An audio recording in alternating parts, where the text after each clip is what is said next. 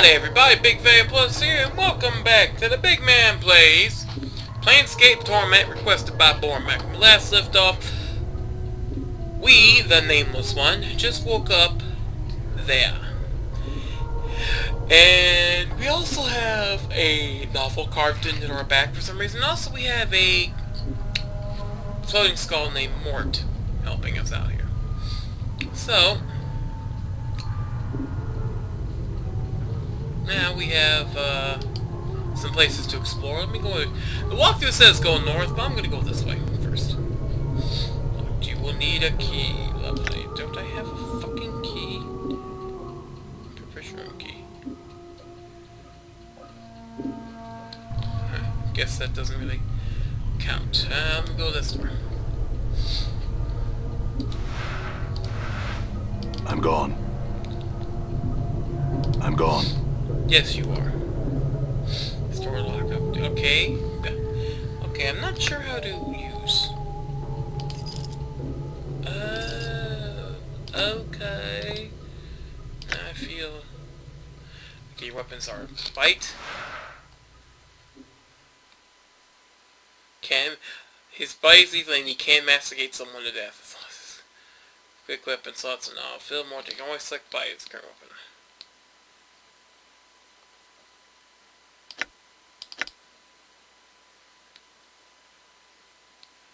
Quick for a mage who's trying to cast a spell.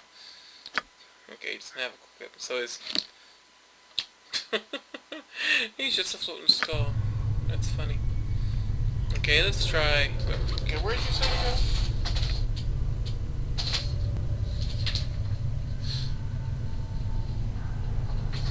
Okay, it doesn't really say where, so actually, now that I mention. Done. Okay, so maybe this one. All right. What's up? Okay, how do I...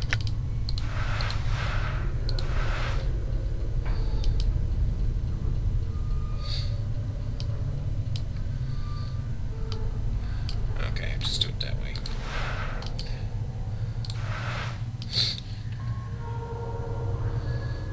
You will need a key. Okay.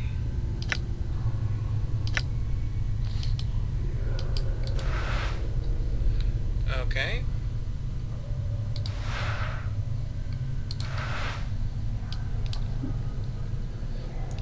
Still trying to learn the thing. It's been about a week or so since I played this, because things have gotten quite busy for me. Okay. Done. Okay, how the fuck... Okay, is there another door I'm supposed to access now? Because I have no clue. I obviously have to...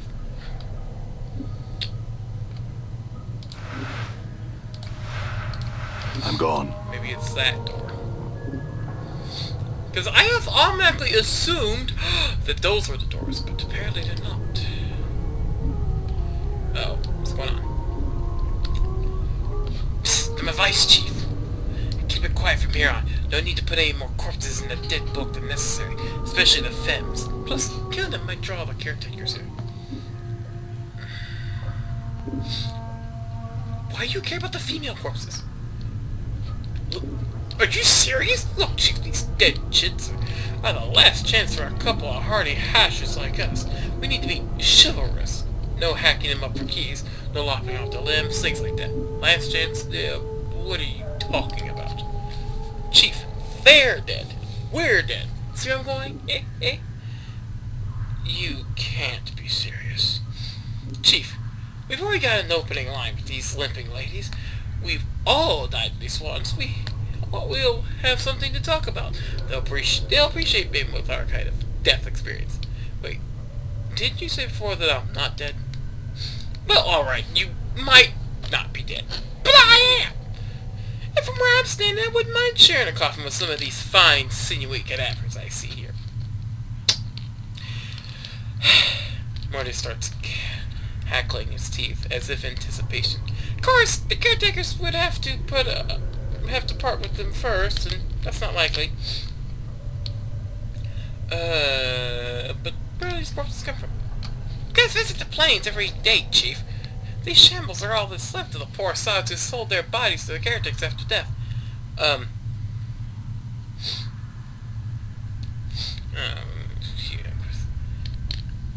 Enlighten me. Who are the caretakers? Just in case I forgot last time.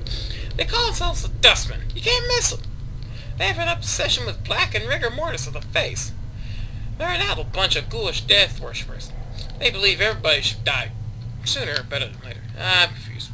What did these Dustmen care if I escape?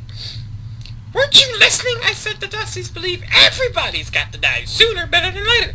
You think the corpses here seen are happier in the dead book than out of it? Corpses, I've seen it. Where do they all come from? That's visits the plains every day, Chief. Okay. We're trying to remember that. Look, Chief, it's obvious you're still a little addled after your kiss with death, so I got 2 bits of advice for you. One, if you got questions, ask me, alright? Now, speak if I remember, talk to a game. Alright, if I have some questions, I'll ask you. Second, if you're half as forgetful as you seem to be, start writing stuff down. Whether you come across something that might be important, jot it down so you don't forget. If I had that journal I was supposed to have with me, I'd do that. Start a new one then, Chief. Not lost. There's plenty of parchment right here to last you. Alright, couldn't hurt, but I guess I can do one then. You need to keep track of your movements. If you ever start to get cloudy on important things, like who you are, or more importantly, who I am, use it to refresh your memory. Okay, selected you. Alright, updated my journal.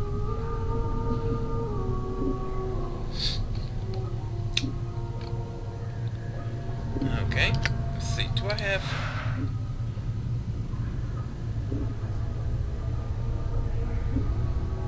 I'm gone. All right. Blood stains, rust nerve, recover the surface of the slab. It's much larger than most other slabs, and sitting at level allows it to be rotated. Lovely. I guess I can't.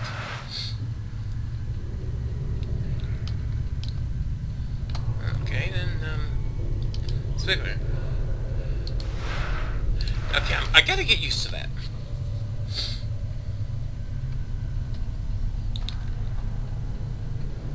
Okay. Done.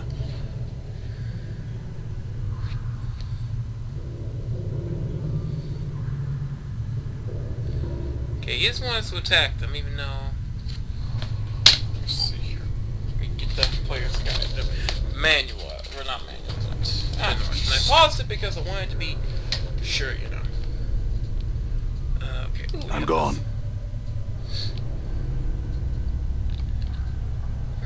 We have...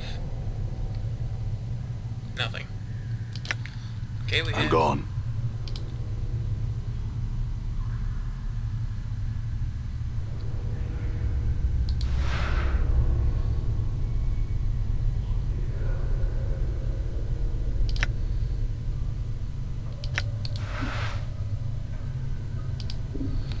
Okay.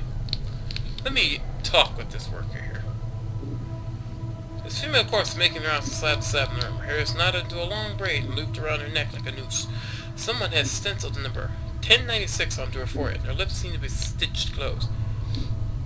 I think I'll just leave you alone. Psst! See the way he's looking at me? Huh? You see that? The way she's looking at curved by a occipital bone? You mean that blank eye beyond the grave stare? What, are you blind? She's scouting me out! It was the same way she wanted me. Wanted you to go.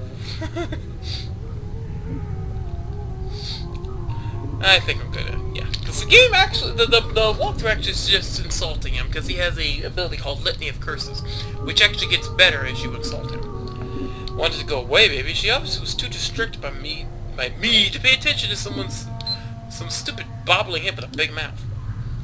Yeah, right. Trust me, chits beyond the grave don't care about all that physicality, and I got a body, and I'm all scarred and tough looking. You want guys a spirit? That's me, Chief. You, corpse like yours, common as copper. Whatever, Morty, let's go. I better come back here then. All right. Yeah, I was sent to try to examine him. Because, yeah, I got to. Alright, sir. Let me have a chat with you. This corpse is slumbering on a triangle path. Once it reaches one of the corners of the triangle, it pauses, then turns and staggers toward the next corner. It has 965 tattooed on the side of the skull. As approach it, it halts and glares at you. Heh! Looks like someone forgot to tell us stop walking the rule of three. What do you mean? These corpses don't have much left in the attic, so they can't do more than one task at a time. When they're told to do something, they'll keep doing it until someone tells them to stop. This poor sod probably finished some tasks and they forgot to tell him. Okay, obviously it's the caretaker's man, so what do you mean by, he said something about rule 3, what do you mean by that? Updated my journal. Yeah, well, rule 3 is one of those laws about the planes, about things tending to happen in threes, or everything's composed of 3 parts, or just always 3 parts, so on and so forth. You don't sound like you hold much faith in it. It's a little wash, if you ask me. If you look for a number, any number, and try to attach some great meaning to it, you're going to find plenty of coincidences. I see. Before you said somebody put... I just wanted to examine the zombie a bit more. Let's leave it in peace. Let's look at this, lady. This side woman's face looks like it was carved in with a club, or caved in with a club, and her flesh sags in bruised, swollen lumps over her ruined skull. Number 626 has been stitched onto the corpse's right cheek, just below the eye. Great talking with you. Farewell.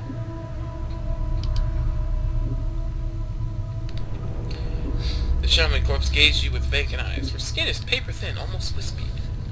It's like someone draped a sheet of cobwebs across her frame. Number 594 has been scratched onto her forehead with a charcoal pencil. So, do anything later?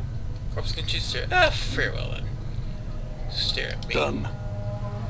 The best piece of undead flesh you ever. Never mind. God dang, I've only been playing this game twice for 10 minutes.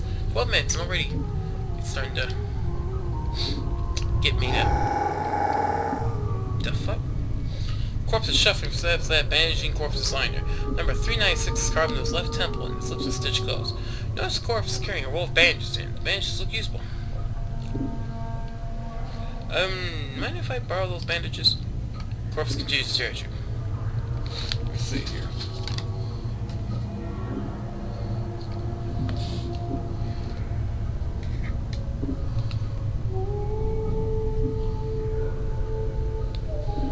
Okay, so examine the corpse and knit you some bandages. Try and take the bandages from the zombie. You sneak your hand out and take the roll of bandages from the corpse's hand. The corpse doesn't even seem to notice. She's going through the motions of bandaging your bodies. Yeah, you can. I'll just leave you alone, sir. Oh, receiving room logbook. Well, of course, we're going to take a bit of a look-see. Let me just go ahead and put that there, and we're going to take a look and see this. Receiving room logbook, weight 2. Siege logbook lists mortuary procedures in a tight, crabbed script. All shells entering the mortuary are to be delivered to the receiving room and logged with the scribe of duty before being embalmed or cremated. Records will be checked to determine if the shell is one of the contracted. If so, do not prepare the shell. Move the shell to one of the preparation rooms. Contact the scribe of duty and notify him the contracted shell is to be raised. Be certain that the shell is thoroughly stripped of its possessions before being sent to the preparation rooms. The contracted workers are intended for simple manual labor and do not have the capacity to search and strip a shell. The faction is not responsible for any possessions lost or items stolen by collectors who have brought the shells to the mortuary. The shell's possessions are to be stored in the receiving room until an initiate can be sent to claim them. Please catalog all possessions in the logbook. Following this list is thousands of entries of bodies that have been sent to the receiving room. As you flip to the rest of the book, however, you notice the last page has been cut out. And I have an eyeball. I have an eyeball. This is your eye. Seen better days. I am in possession of an eye. I do not know why. Alright. Let's check this one. For fist irons, it's copper commons. Copper money. It's money. It's gotta be money. It's gotta be money, right? Fist irons, 2 to 4 crushing. Screwed iron, bar size, step up fist.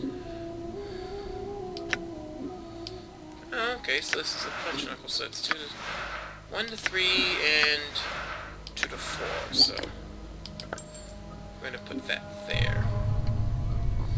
Alright, more take your butt over here. Yes, sir. Was that the same one I talked to about the... Oh, nope. Number 1201 has been inked onto the forehead of this corpse, and the ink has run down its eyes, cheeks, and jaw. As you follow the ink tears down the corpse's face, you notice it has run into the stitching sealing the corpse's lips and is caught on what looks like the corner of a note stuck in the corpse's mouth. Try to pull the note out. The note has mingled with the ichor of the zombie's mouth. If you tried to pull the paper out through the cross stitches, it would tear the paper to shreds. Hacking up the corpse to get at it looks like it would destroy the note. You need to find a delicate way to remove the stitches from it. Use the scalpel to cut through the stitches. Here, I'm just going to open your mouth for you. Hope you don't mind. And that got me some experience there. You deftly slice through the stitches, sealing the corpse's mouth, and the jaw sags open. You carefully pull the note from the corpse's mouth. Despite condition of the paper, the writing on it still appears legible. Here, I hope you enjoy having that paper out of your mouth. I'm just going to read this.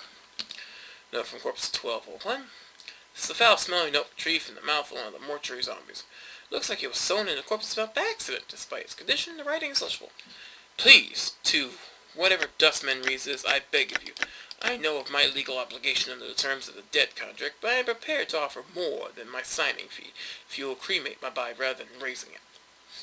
I have arranged for this note to be left with my body upon my death.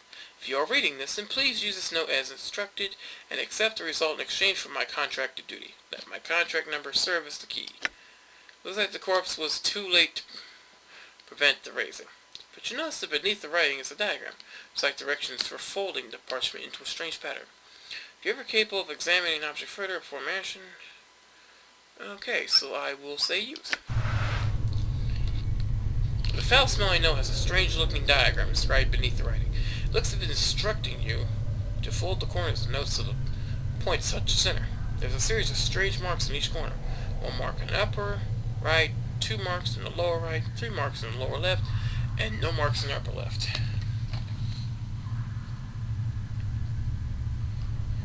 Okay, so that's the upper right. So we want upper right. Lower right. Upper left. And upper right. As you fold the upper right corner into the back of the center. Okay. As you fold the upper back to the center, the lower left corner mirrors the action until all the corners touch in the center. You watch a moment and the corners of the paper raise up, turning the note into a small 4-sided pyramid. Open the sides of the pyramid. Get back the sides of the pyramid and the paper disintegrates to dust. Inside is a small triangle-shaped earring. Catches the light green side. Take the earring, which we now have, which we examine this. See the small earring from folding it out in the mouth of one of the walking corpses in the mortuary. Beautiful earring, but despite its beauty, it'll seems to do now remind you of how strange this world you've woken up in is. It's magical, but required to be identified. If you cannot determine my name is for scanning, we need things. Can I identify? How would you like to identify? I guess I can't. So I'll just hold on to this for now. Alright. Okay, we got you, madam. Smell of the formaldehyde emanating from this corpse is particularly strong. It smells like it was applied recently, and with good reason. This corpse appears to be in an advanced stage of decay. Her jaw is missing, and some of the flesh is slid off her skull. Oh, lovely. Revealing the number 1072 chiseled into the bone. I think this would see better days. The corpse is not spongifoid, so the fact it has no jaw may have something to do with it. Either way, or simply has nothing to say. Farewell, then. Got all right. Desk I can fiddle with. Fur, jack, and squat. Get your ass over here, Mort. Okay. All right.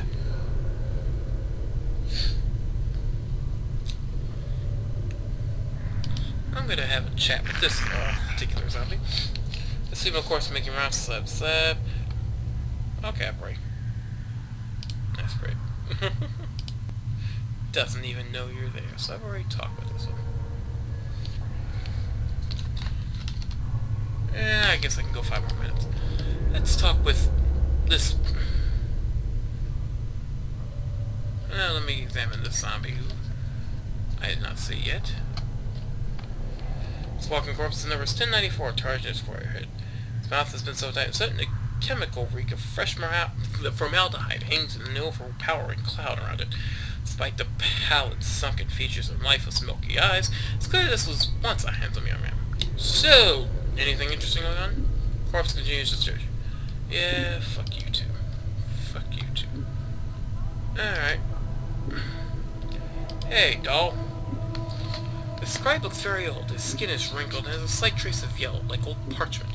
Charcoal gray eyes lie within an angular face, and a large white beard flows down in front of his robes like a waterfall. His breathing is ragged and irregular, but even his occasional coughing does not slow in the scratching of his quill pen. Greetings! Whoa, Chief! What are you doing? I was going to speak with the scribe. You might know something about how I got here. Look, rattling your bone box of dusty should be the last thing. Before Bormac can finish his rant, the scribe begins coughing violently. After a moment or two, the coughing spell dies down, and the scribe's breathing resumes its ragged wheeze. And we especially shouldn't be swamping the Chant with sick dusties. Come on, let's leave. The quicker we get this place to laugh, the better. Before Bormac can finish, the scribe's grey eyes flicker up to you. The weight of years hangs heavy upon me, restless one. Places down his quill. But I do not yet count deafness among my ailments. Restless one, do you know me? Know you? There's a trace of bitterness in the scribe's voice as he speaks. I have never known you, restless one. No more than you have known yourself. He is silent for a moment. For you have forgotten, have you not? Who are you? It's always the question. And the wrong question as always. He bows slightly, but the movement suddenly sends him into a bout of coughing. He pauses a moment, catches his breath. I am dull. Perhaps you can answer some questions for me, doll. Updated my journal. Very well. What did you wish to know? First of all, what the hell is this place? You're in the mortuary, restless one. Again, you have come. Before he can finish, Doll breaks into a fit of coughing. After a moment, he calms himself down, and his breathing resumes its ragged wheeze. This is the waiting room for those about to depart the shadow of this life. Okay, tell me about the mortuary. This is where the dead are brought to be interred or cremated. It is our responsibility as dustmen to care for the dead, those who have left the shadow of life and walked the path to true death. Doll's voice drops in concern. Your wounds must have exacted a heavy toll if you do not recognize this place. It is almost your home. True death? True death is non-existence, a state devoid of reason, of sensation, of passion. Doll coughs, then gives a ragged breath. A state of purity. Sounds like oblivion. Why would anyone want that? It is worse than remaining in this shadow of what life once was. I think not. Shadow of life? Yes, a shadow. You see, restless one, this life, it is not real.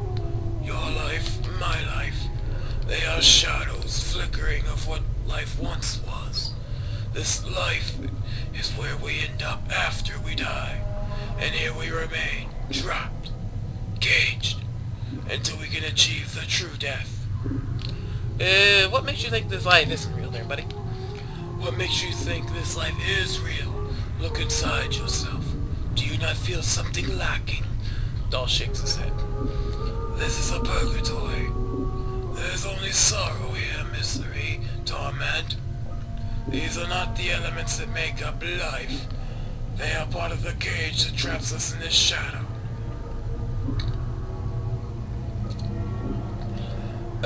I think your fatalism has gotten the better of you. Those elements are part of life, but not the whole of it. Doll shakes his head. Passions carry weight. They anchor many to this shadow of life. As long as one clings to emotion, they'll be continually born into this life, forever suffering, never knowing the purity of true death. Hey, you know what? Tell me more about the mortuary. Okay, how about this sigil you're talking about here? Sigil is our fair city, restless one. I see. I have other questions. And how the frick did I get here? All sorts of contempt as they find some memory repugnant. Your moldy chariot ferried you to the mortuary, restless one. You would think you were royalty based on the number of old subjects who lay stinking and festering upon the cart that carried you. I updated my journal. Yes, your body was somewhere in the middle of the heap, sharing its fluids with the rest of the mountain of corpses. Dahl breaks into another violent fit of coughing, finally catching his breath minutes later. Your Senshal Farad was, as always, pleased to accept a few moldy coppers to dump the lot of you at the mortuary gate. Who's Farad? He is a collector of the dead. Dahl draws a ragged breath and continues. We have such people in our city that scavenge the bodies of those that have walked the path of true death and bring them to us so they may be interred properly. Where can I find this Farad? If events persist as they have, restless one, you have a much greater chance of Farad finding you and bringing you to us again before you find whatever ooze puddle he waddles in this time. Nevertheless, I must find him. Slight warning creeps into Dahl's tone. Do not seek Farad, restless one. I am certain it will simply come full circle again, with you none the wiser and Farad a few coppers richer. Accept death, restless one. Do not perpetuate your circle of misery. I have to find... Updated my journal. Dahl is silent for a moment. When he finally speaks, he seems to do so reluctantly. I do not know under which gutter stone Farad lives at the moment, but I imagine he can be found somewhere beyond the mortuary gates in the hive. Perhaps someone there will know where you can find him. Sounds like you don't like Farad much. There are some I respect, restless one. Dahl takes a ragged breath and steadies himself.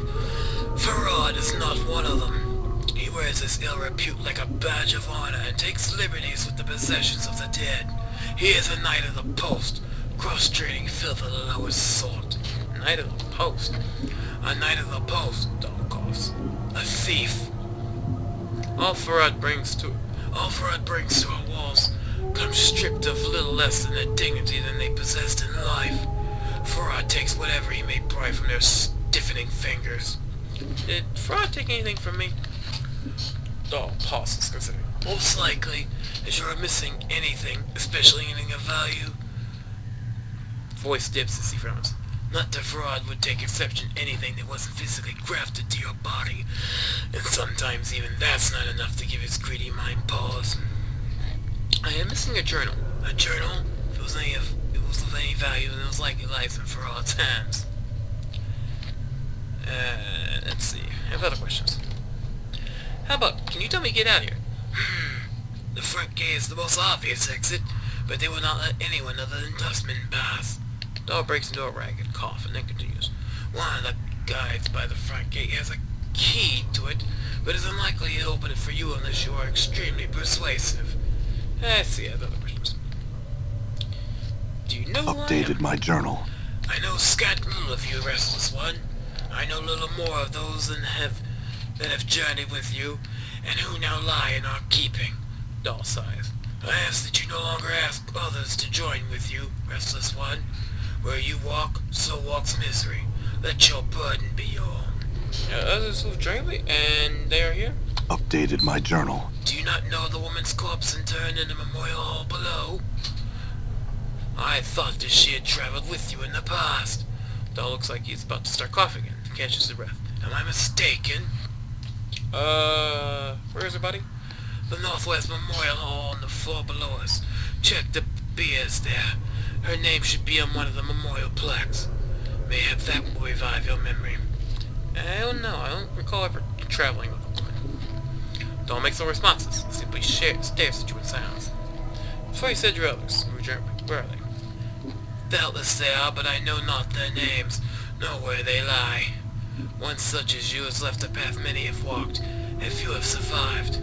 Doll gestures around you. All dead come here. Some must have traveled with you once. I find no fault with your reasoning. I have other questions. So, what do you do here, sir? I am a scribe, a catalogue of all the shells that come to the mortuary. Doll coughs again and takes a deep breath.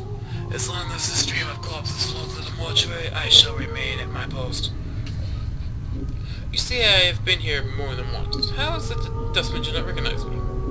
Updated my journal. I am the one that catalogs the shells that come into our halls. Restless one. Doll breaks into a fit of coughing and steadies himself. Only I see the faces of those that lie upon our slabs. The dark of your existence lies safe with me. Let's questions. You sound ill. Are you not well? I am close now to the true death. Restless one. It will not be long before I pass beyond the eternal boundary and find the peace I have been seeking. I tire of this mortal fear. Fear. Doll gives a ragged sigh. The plains hold no more wonders for one such as I. The eternal boundary? The boundary between the shadow of this life and the true death. Okay. And 6, let's see. Are you certain there could be some ways that...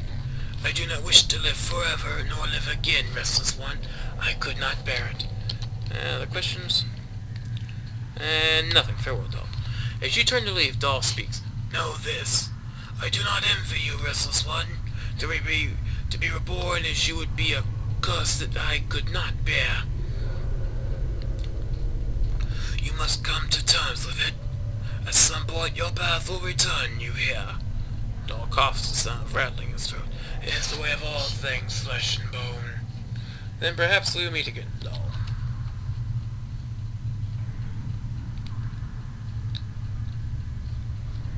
And... let's see, is there any more down here? Corpse has been completely wrapped in bandage, just like a mummy. But it's completely covered by a rough, dark cloth.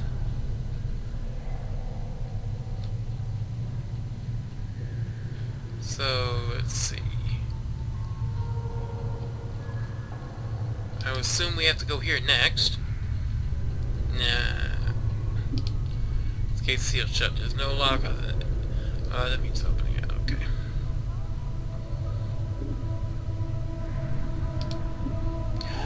And we will be going there next time on the BygMan Plays. Planescape Torment, requested by Bormac. Ran a little long, but it's a lot of reading. Till then, it's Big Fatty Plus, sayonara, and it appears that when you die in this world, you become a frickin' zombie. Lovely. If the Umbrella Corporation ever got their hands on these frickin' secrets, we're all screwed.